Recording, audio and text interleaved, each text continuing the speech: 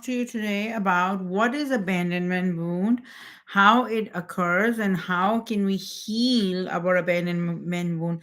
Welcome, everyone. My name is Dolly. I'm a licensed mental health professional practicing. Oh, my hair is not cooperating.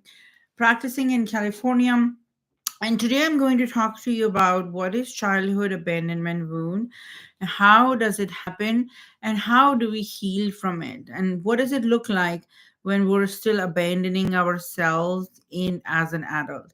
So an abandonment wound is a deep psychological and emotional injury which happens when a child is neglected, unsupported, unloved by their caregivers. Now, these type of wounds are formed when the child's fundamental need for security, stability, emotional needs are not met.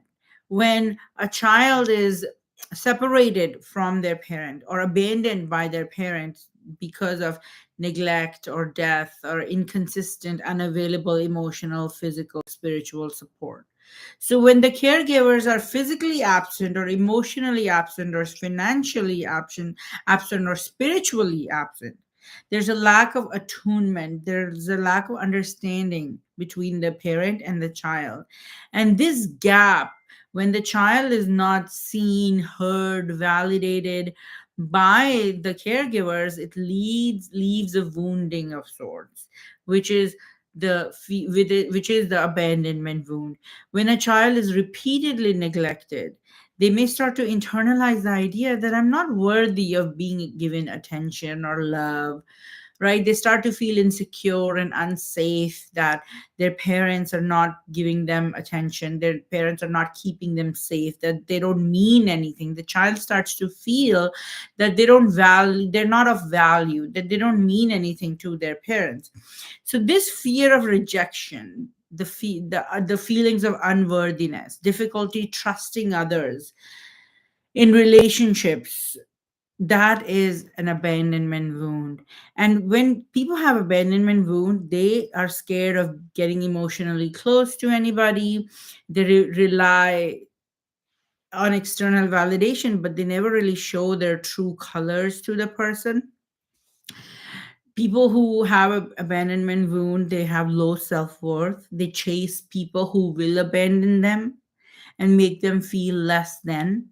And then when somebody has abandonment wound, they chase people who are not only emotionally unavailable, but also busy with addictions. So they are definitely not available. An addict is not available to love you and take care of you and participate in the relationship or fulfill your relational needs of emotional connection, for example, right? So people with abandonment wounds choose people who will recreate that abandonment wound and hurt them even more. So people who are insecure and they chase intimacy, but when they get intimacy, they get scared. So that is why they chase people who will not truly be able to give them the relationship, the closeness, the intimacy that is normal. They chase people who will remind them of how what abandonment feels like. So they live this cycle of abandonment of highs and lows when they chase people who will breadcrumb them and then discard them, right? So this cycle is emotionally addicting. So if you are somebody who has emotional abandonment wound because they were neglected by their parents, for example, you will chase men who will also neglect you and deepen that abandonment wound. So it solidifies that sense of unworthiness, that loneliness, insecurity, the anxiety, the high, the chase, right?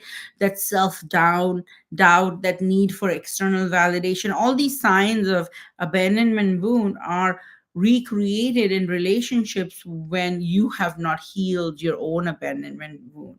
So people who have this emotional injury, they are helpless and powerless, and they chase others who make them further feel lonely and helpless and powerless. And that's the sick abandonment need.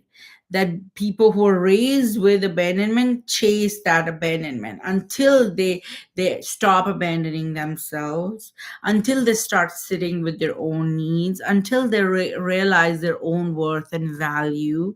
So that's when you stop chasing people who remind you that you are unworthy, unwanted, not needed, uh, and people who are unavailable to you. If you chase such people, they will deepen your abandonment wound, remind you that you are unworthy, and the cycle keeps going until you decide that, wait a minute, I'm going to do the work and I am worthy, I am whole, I am going to be healed, right?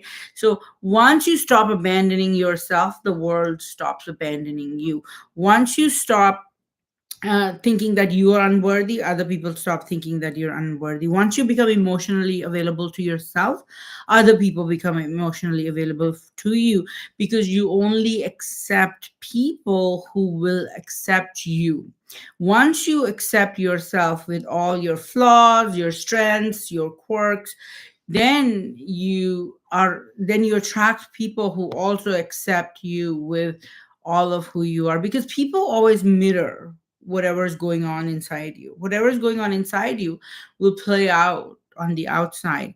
And when you are healed, when you are not fearful of vulnerability and rejection, when you know you will never abandon yourself, you only allow people who honor you, cherish you, respect your boundaries, and are there for you. But if you consistently abandon yourself, others will abandon you. Then how do you stop abandoning yourself? You stop abandoning yourself when you stop rejecting yourself, stop blaming yourself, stop judging yourself, stop criticizing yourself, stop belittling yourself. Be there for yourself. Start protecting yourself. Start showing up for yourself. Start meeting your needs. Start listening to your inner child and be there for your inner family. Meeting your needs and listening to yourself and communicating with yourself and having a real, true, authentic relationship with yourself.